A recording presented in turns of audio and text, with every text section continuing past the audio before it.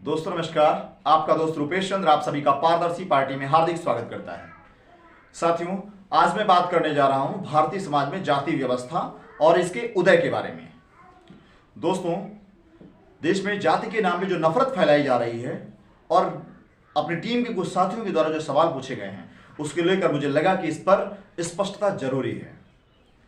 दोस्तों, हमारे देश में जो मौजूदा जाति व्यवस्था है ये बहुत पुरानी नहीं है। जैसा कि हमारे जहन में भरा जा रहा है कि 3000 साल से 4000 साल से जाति के नाम पर शोषण किया जा रहा है।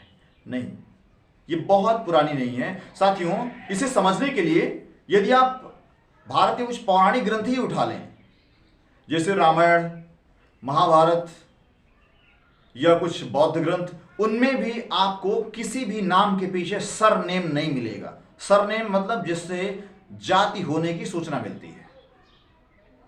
दशरथ सिंह, लक्ष्मण सिंह, राम सिंह राजपूत कहीं मिलता है? नहीं मिलता है। विश्वामित्र शुक्ला दुबे तिवारी मिलता है? नहीं मिलता है। पौराणिक ग्रंथों में भी सरनेम नहीं मिलता है। अब आप ऐतिहासिक ग्रंथ उठा लीजिए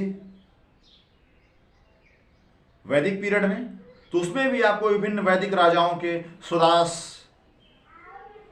भरत, लोपामुद्रा, गार्गी, महिला पुरुषों के नाम मिलेंगे, सरनेम नहीं मिलेगा।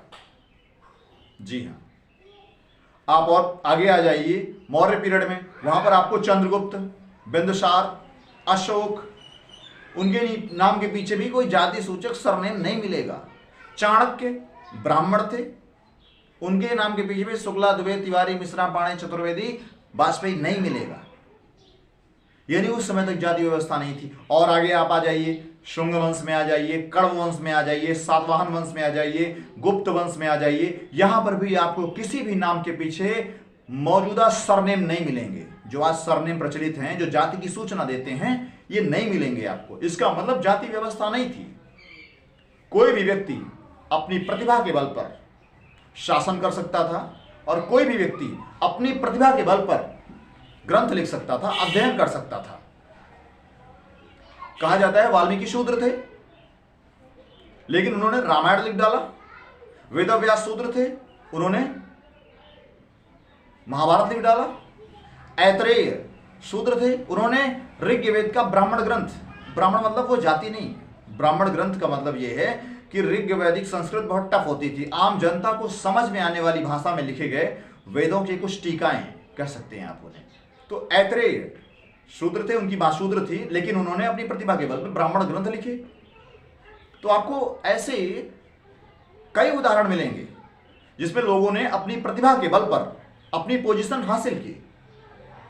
धनानंद नाई था, उसने अपने शौर्य पराक्रम प्रतिभा के बल पर शासन सत्ता संभाली। तो साथियों, सरनेम आपको नहीं मिलेंगे। आप हर्षवर्धन देख लीजिए, हर्षवर्धन पीरियड में, वहां पर भी आपको सरनेम नहीं मिलेंगे। सरनेम की शुरुआत होती है भारत में जब गुप्त वंश समाप्त होता है, तो वर्ण व्यवस्था थोड़ी सी कमजोर होने लगती है। उसके बाद अरबों के आक्रमण होते हैं, तुर्कों के आक्रमण होते हैं, गोरों के आक्रमण होते हैं, गोर मोहम्मद गोरी। तो इसी के साथ भारत में एक राजपूत पीरियड की शुरुआत होती है और राजपूत काल में सरनेम धीरे धीरे दिखने स्टार्ट होते हैं। चौहान, कछवा, ये सरनेम पहले नहीं मिलेंगे आपको। और देश में साथियों दो तीन लोगों ने जो ऐसे भी सवाल किए हैं कि शुक्ला दुबे तिवारी मिश्रा ये प्राचीन समय में ब्राह्मणों के पीछे क्यों नहीं लिखता था। दोस्तों, हमारे देश में जो प्राचीन शिक्षा व्यवस्था थी, विश्वविद्यालय थे, जैसे नालंदा विश्वविद्यालय, बड़े गुरुकुल, उनके द्वारा डिग्रियां दी जाती थी, उपाधियां दी जाती थी।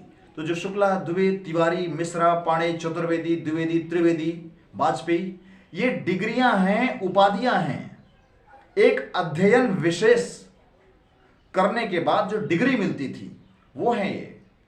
कुछ उपलब्धि विशेष हासिल करने के बाद कुछ उपाधियां मिलती थी वो हैं। जैसे वाजपेयी, वाजपेयी एक उपाधि है।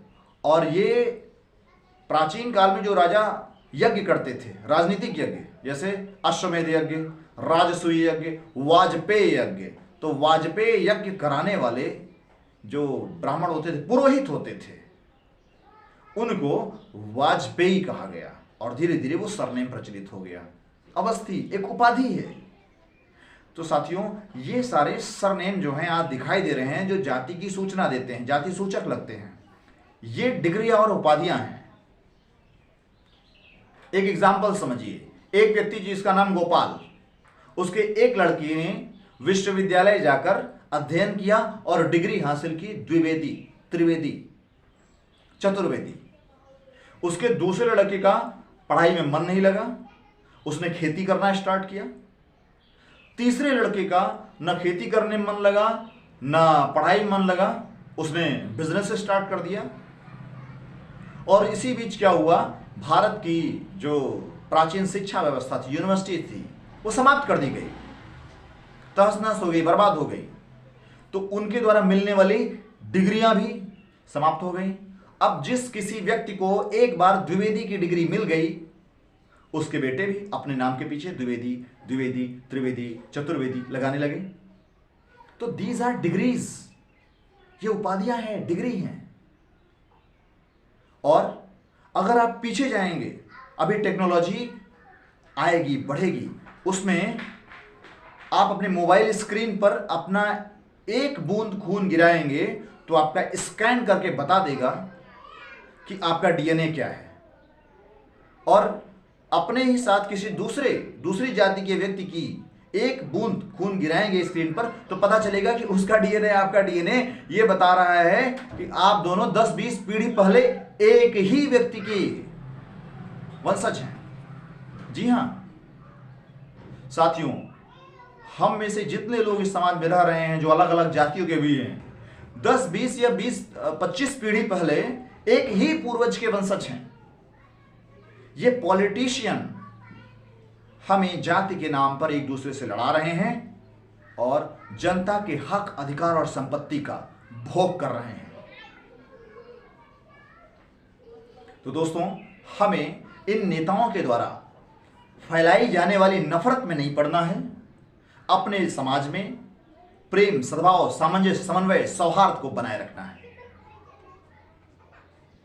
अधिकांश लोग ये नहीं समझते हैं तो आपस में वह जातिगत श्रेष्ठता या जातिगत हीन भावना के शिकार होते हैं। इस वजह से वो समाज में सामंजस्य स्थापित कर पाने में असमर्थ होते हैं। तो साथियों, इस बात को हमें समझना होगा और किसी भी प्रकार की जाति के आधार पर नफरत को अपने समाज में पैदा नहीं होने देना है। ओके दोस्तों, नमस्कार, जय हिंद, जय जनता, जय संविधान।